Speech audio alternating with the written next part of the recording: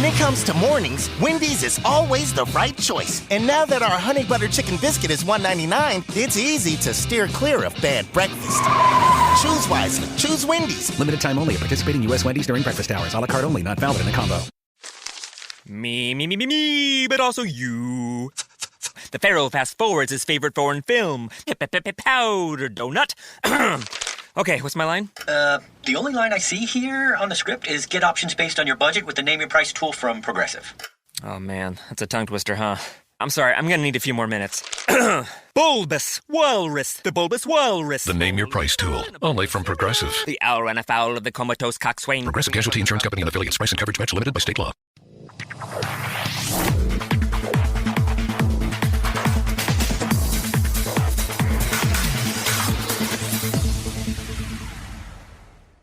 Next set of questions, which is on the leagues in India.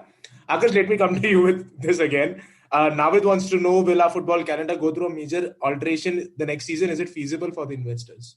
It's definitely feasible. And I think the calendar will have a change. It's supposed to have a Super Cup. But again, it'll have a funny, I'm sure it'll have a break for a World Cup because Star Sports can't broadcast. So the ISL will stop in the middle. It'll always be second priority to them. It is likely to be a longer season. I mean, it is going to be a longer season because that's a requirement from the Asian side, from the AFC side. And it will eventually. I think the calendar will eventually. I mean, how many times can we get it wrong, right? Eventually, it's been 10 years since our new dawn with our new agency that had taken over. It's been such a long time. We'll finally get it right. I mean, this is the time to do it. There is no other time. We are being forced into playing a longer league. It has to be done. We are going to play a Super Cup primarily probably because the ISL teams need a preseason tournament. It will act as preseason for them. Then we are likely to have some good state leagues as well in the off season and a shorter off season, which can be more useful as well. So I think for injury time because we need content. Yeah. So actually, it will make sense for an investor because it will be a longer season, it'll be a more mature calendar. But on the other hand, there is always opposition to, I don't know how to put it, there is opposition from owners because it enhances the costs. So whenever the ISL has expanded or there has been longer leagues, there have been owners who've been sort of against it because it increases the travel cost, increases the accommodation cost, increases the cost of contracts, especially for the I-League, where contracts are absolutely from the start to end of the season in most cases. So there are things, but this is the only way forward. There has to be some maturity and there has to be some consistency. Right now, you don't even know. I mean, the I-League teams, why will the I-League teams assemble? You don't even know what will happen in the tournament next season. At least in ISL, you know what is going to happen in the tournament, so you can assemble and work in advance. But there has to be some consistency and predictability in the system so that you can plan ahead. That's why so many clubs don't even offer 2 to 3 year contracts for these players. Who knows whether they are going to exist, whether the league exists, and this is all down to such a poor management from the federation and from their partners. Everything is out in the open. Like Amrish Meena was talking about the women's league, right? Everything is out in the open. Why will anybody invest in women's football when you don't even know what's going to happen? It's so random. Nothing happens on merit either. Yeah. So I don't know how it's going to pay out for the investors, but most of Indian football anyway runs on philanthropy. I don't know. So it's yes, sir. I remember calling it charity when one of these guys who owns an agency, I had a nice discussion with him, and he says, "Don't call it charity; it's philanthropy." It is not charity, which I agree with him. So most of the clubs are run like that anyway. So I don't know where the investors etc. will sort of feature. But yeah, there's only one direction it can take. The investors will come. Right now is the bare minimum. We don't have any predictability around the calendar. But can you imagine just one small change? Give I-League a television broadcast. I was having a discussion with one of the I-League club people who work in the club. And he was saying, let's forget all this promotion, relegation, whatever. If you take I-League as a feeder league for ISL. And you sell players like what the Vinci Barreto is now gone to Kerala Blasters from Gokulam Kerala. They got a nice chunk of change for that. So just something like that also. Just do it. And put it on TV, because the moment you put it on TV, they get sponsors. And I-League, when they go to the sponsor people, they are asking, where do you show? And they're like, in One Sports. And they're like, what is that? And next year, already One Sport has gone out of existence now. So who knows where they'll, if at all, they'll telecast the I-League. But imagine that, like, it's a naturally, all the teams have local support. All the teams, a lot of them have a lot of local goodwill, especially the Northeast teams. And you have teams from all over the country, Goa, Kashmir, Kerala, Northeast, everywhere. So just things like this, organically, you can grow football. You keep ISL as a top division. Give it all the glitz and glamour. Just give these I-League a proper television broadcast. It will work wonders because they will create or give chances to a lot of players. But right now, it's a situation where we don't know how many of them will sustain for how long and when the axe is going to fall. So. But it's never going to happen. That's also the sad thing. And that's the answer on investors, a longer calendar for next season. Moving on, the next question is also from Navid Sandeep. This is for you. Will FSTL consider including I-League teams going ahead, a direct entry per se, say for a Gokulam Kerala or a Punjab FC? If you pay the money, sure. Yeah. On sporting merit, I don't think so. If you can play, I think Roundlast Punjab can potentially pay and get into that. So they might be looking at that situation. There is always an opportunity for a merger. So those are the ways I see. Sporting merit, no. Because nothing is in written despite AFC's diktat that time saying you have to give promotion. There's no written document of that sent to any of the I-League clubs. And they are also not part of the central revenue pool. Probably, that's what if I remember correctly, they won't be part of that. So, how will they manage the extra logistical charges and player fares, all those things with lesser money coming in? So I don't see it happening. All right. So, Sandeep, let me ask you this. Do you see ISL clubs having a lot more to lose I-League teams having a lot more to lose by joining the ISL on sporting merit? If there's no relegation, then it's good for them. If they can find a financial backer who can make sure that they stay up there, they can do the year-on-year influx of money, then it's good for them because they'll get a prime time slot and they can see where they stand and they won't get relegated. Right? So once you get there, if you can sustain that level, then sure. But the question is, can you sustain and will you get there? Okay. All right. Well, moving on, guys. Next questions. Akash, this one's for you, and this has got more to do with the age group football that we have in India. This question comes from Kunal Singhal, and he is asking, we have been performing considerably well in the under-16 competitions, be it the AFC Championships or the WA, the West Asian competitions, etc. Do you think this crop of players can deliver the same kind of football in the years to come, or will they fizzle out as they make an entry into the senior team? First, let me clear something out there. This under-16 team probably is not the under-16 team. Akash, you can answer from there. So, what a person to ask this question, right? Obviously, these. How do I start? I'm fed up of repeating. Akash is so sad. I'm fed up of repeating things around age football, age fraud in football. So it's very anybody who's listening to this, just keep track of the under 16 players. Let's see where they are 5 to 7 years down the line. It's very important to keep track of them because similar batches of players have gone missing after 5 to 7 years. There are primary reason is age fraud. You seem to be absolutely fantastic in this age bracket at this particular age, but you're actually older than what you portray. So when this levels out in the future, in the senior teams, you obviously don't show up in the same level.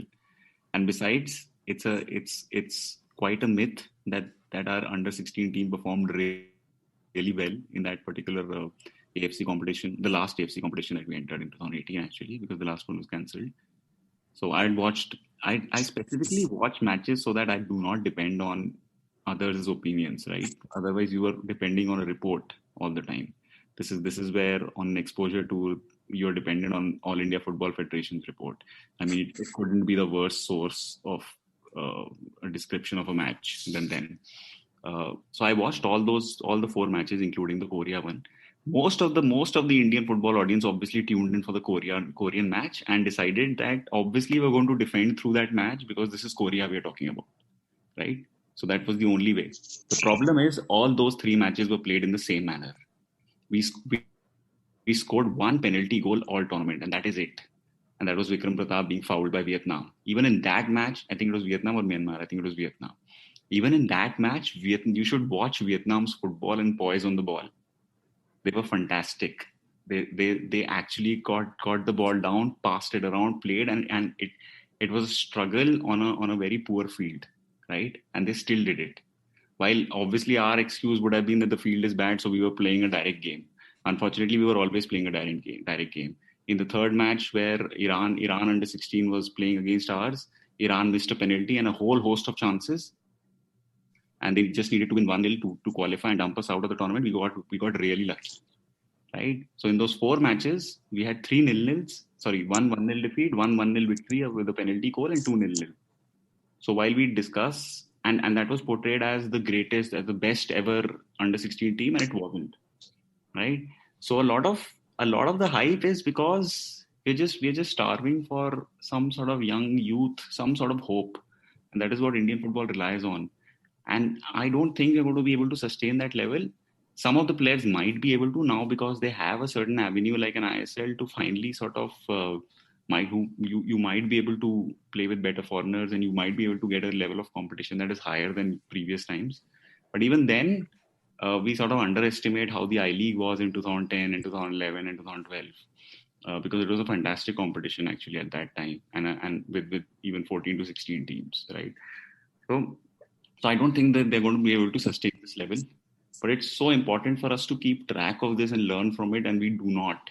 And I'm so sorry to burst the bubble here if somebody doesn't already know this, because I've written about it and I've exposed this with the help of people in the industry.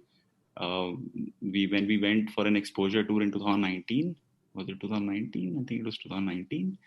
Our India under 15 exposure tour team was captained by a player who was almost 17 years old.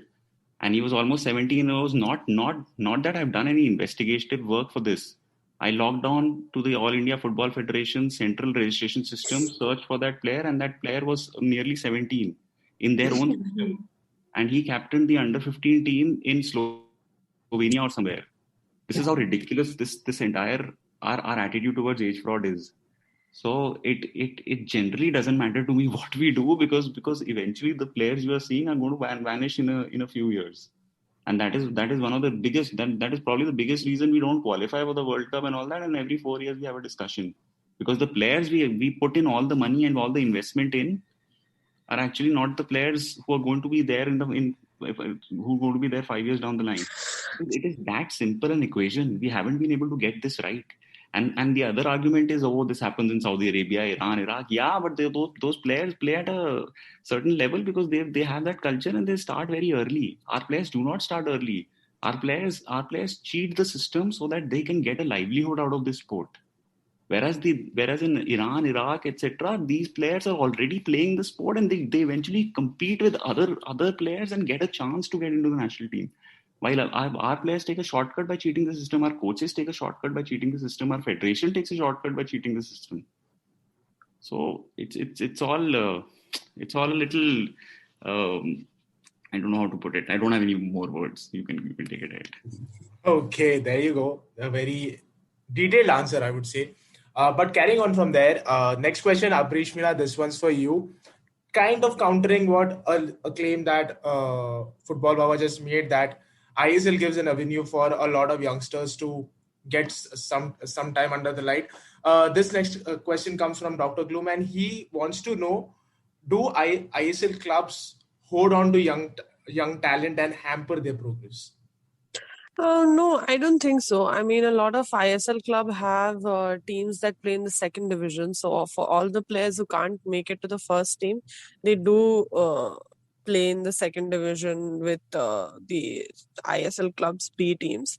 But also apart from that, like Akash mentioned, I mean, even if they are with the first team and don't get game time, they do learn from being in the system and being around players who are better than them, and learn, and maybe even if they don't get chances in that club, they can go on and do better. I mean, we have had that example this season with Manveer. I mean, he hardly got games with FC Goa, but then he moved to ATK Mohan Bagan and played to his strengths, and then he did do well.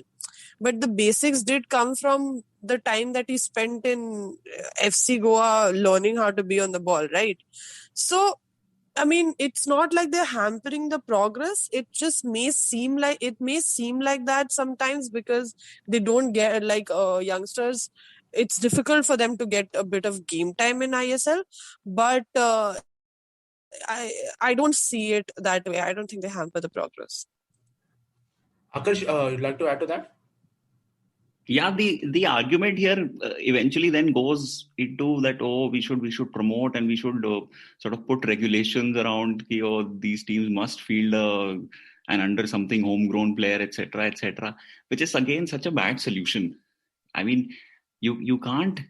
The ISL teams are investing a lot to win or to compete in a competition, right?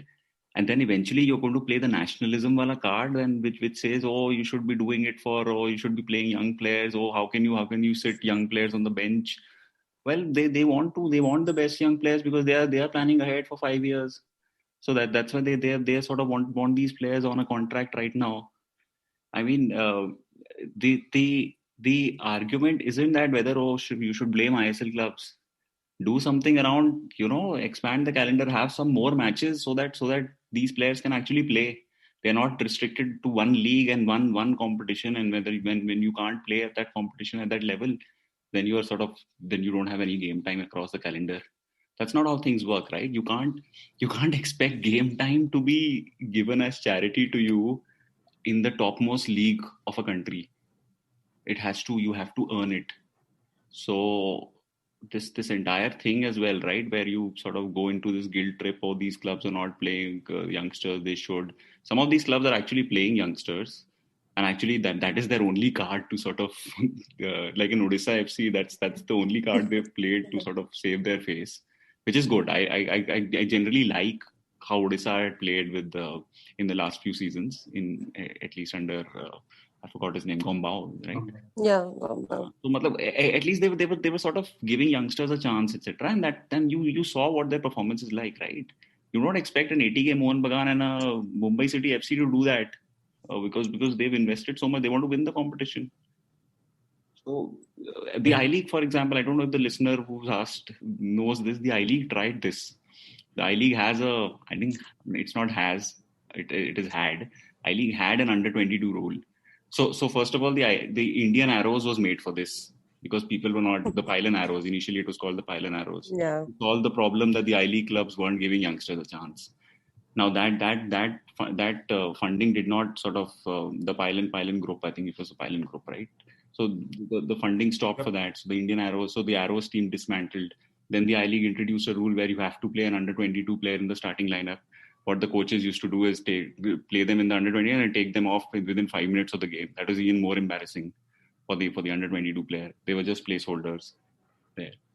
So it's just I'm usually against a lot of rules and regulations and forcing of hands.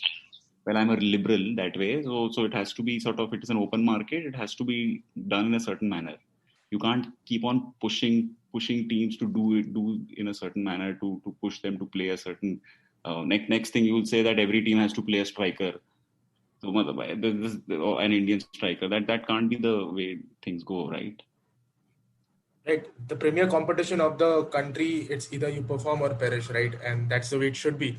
We move on. Next question comes in from Manju and Sandeep. This one's for you, particularly to do with Karnataka football. Oh, sorry. Can I add just one more thing? Whether you just said perform or perish, right? if the ISL clubs still haven't been able to do this, right, where they have the security of not being relegated, then there is no hope in expecting them to do this. you might as well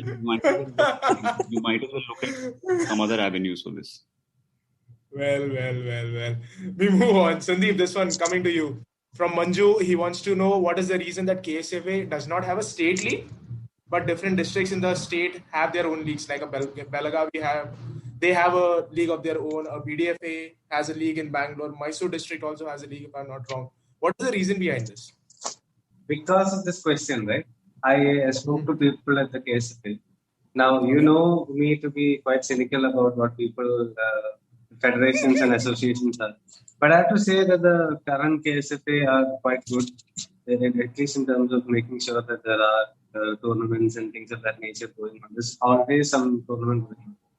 Okay. But there were apparently plans to have inter-district football games.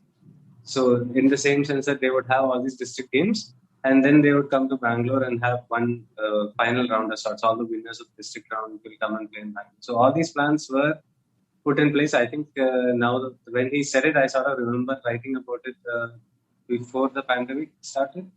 Mm-hmm. So, but because the pandemic did come, a lot of these things went out of the window. But having said that, 26 districts, I think, or 27, I'm not sure, one of the two, are actively playing football locally. So they are expecting good things to come out, and I think there is going to be some selection trials also for under 15, under 16, 17 teams for the national teams. Because Shanmugam Venkatesh is here. Yeah. So they are going to be playing some matches and things. There is some, not a camp, but they have picked up some players, and because Venki is from here, he gets to watch the games and see if he can pick up some players or the other. So good things are happening.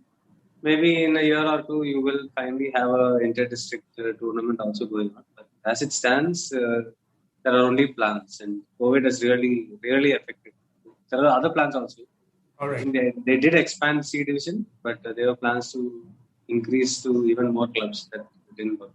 Right. I think, Sandeep, what you just spoke about districts having their own leagues and then an inter-district competition is something that I see in Maharashtra also. Like Bombay has an MDFA, then Pune has a Pune District Football Association. They have their league of their own. Kolhapur, Nagpur, they have their league of their own.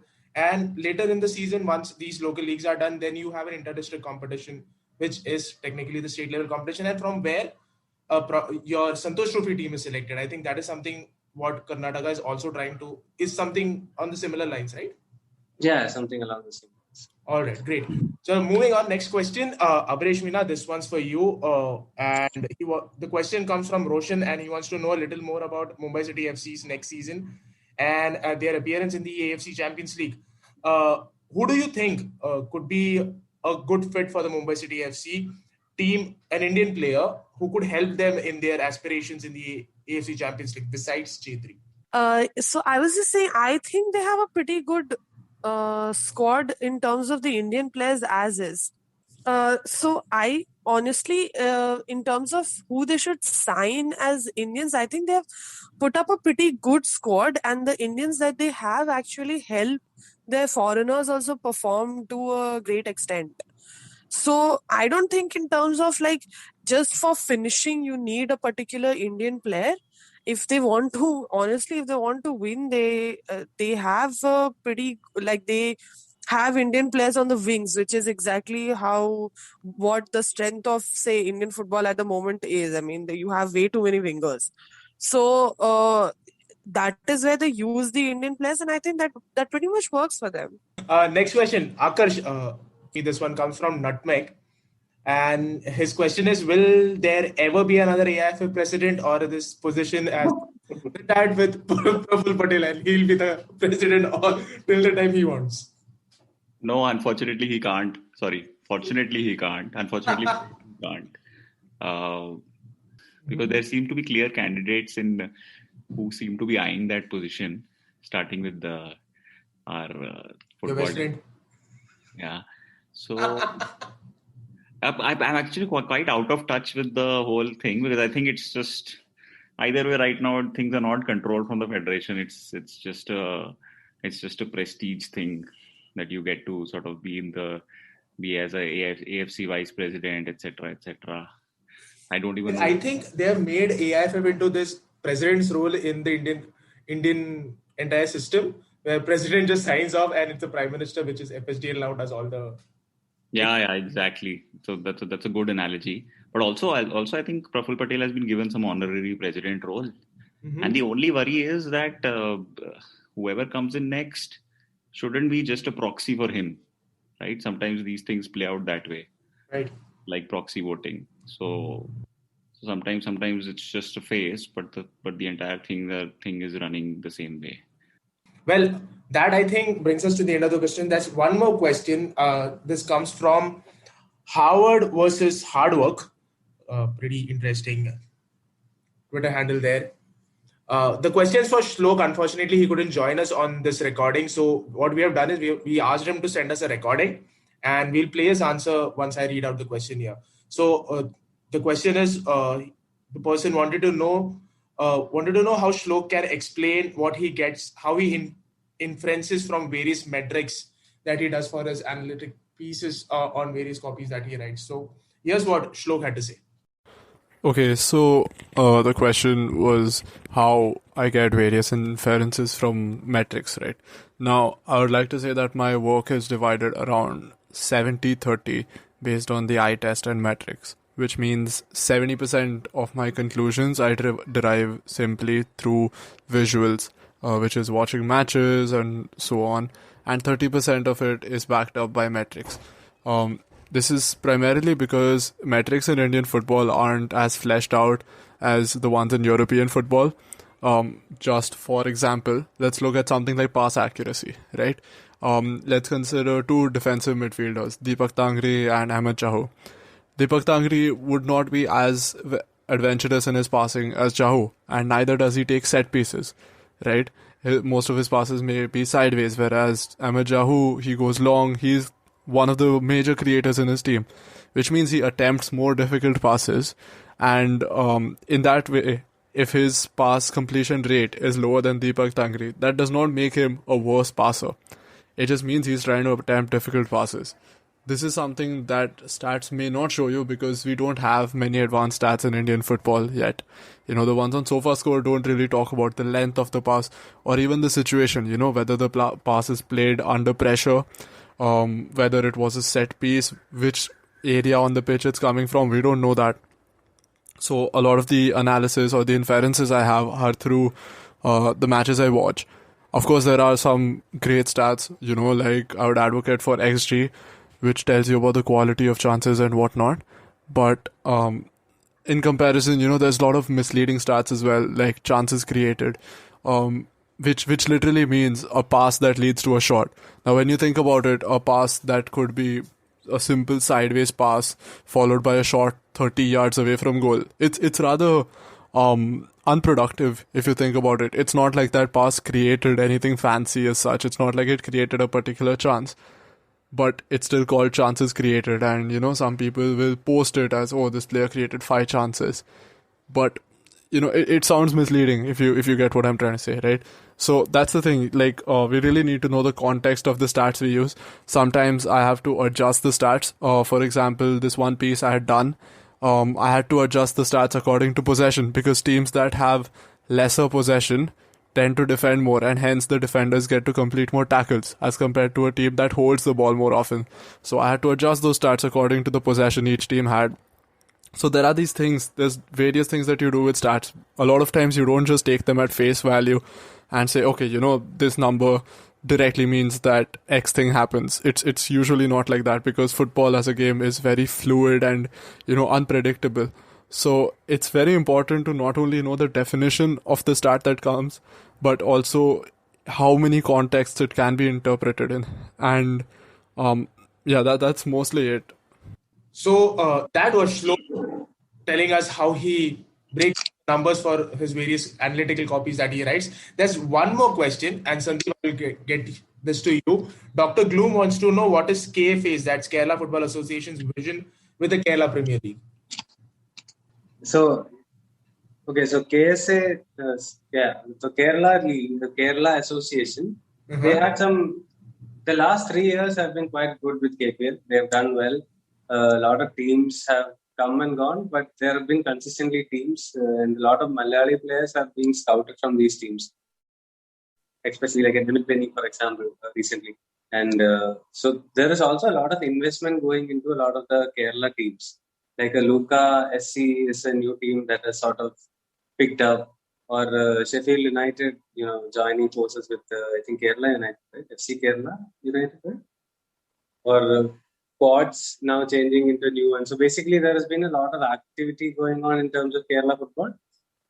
So KSA now has another plan, which is to have. This is interesting, right? They went and are sort of looking to do what AIF has done. They're trying to get a commercial partner who will run their first division league. It will be called the Kerala Super League, very intuitively titled. And in that league, they will have the top division teams playing. And then the Kerala Premier League at what it is right now will become the second division. So these are the plans they have in motion. But all this is, I think they finally found a sponsor or are close to finding a sponsor, the KSA for the Super League. And KSA is actually, the KPL is actually quite well run because they have a sponsor like Ramco, I think plays 30 lakhs or something just to do the whole thing. So they are doing a lot of good things because Kerala football in the last few years has sort of fallen off a cliff. Let's see, after Joko Lanjeri and all of them, there was nobody that stood out, right? And then we had Reno and Vineet sort of there for a year or two. KSA is doing all these things to help them climb up the ranks. So let's hope it works because they really need some players to come out from that area. Well, absolutely. Like, I don't remember an actual superstar from Kerala after IM. It was the last big name that I remember from Kerala. We hope that going ahead, we could have few more players play not only in the various clubs in the country, but also for the national team going, right? So that brings us to the end of this episode. I hope, guys, the listeners out there had a really good time throughout the season as we brought you everything that happened in Indian football. I urge you all to stay in touch with us on our social media platforms. We are on Twitter, Facebook, and Instagram. Our handle goes by the name of Injury Time IND. Write to us, tweet to us, have engagement, engage with us. And also with individuals out there. Akarsh is pretty active on Twitter. Sandeep is there. Aparish Mina is there. I'm also there. So come out and have conversations with us. We can take these conversations forward on various Twitter handles, right, guys? So with that, we bring to the close this season of Injury Time. Thanks a lot for being there. And guys, thanks a lot for coming on the show, Akarsh, Sandeep, and Aparish Mina. Without y'all, this show wouldn't be possible. And thanks a lot.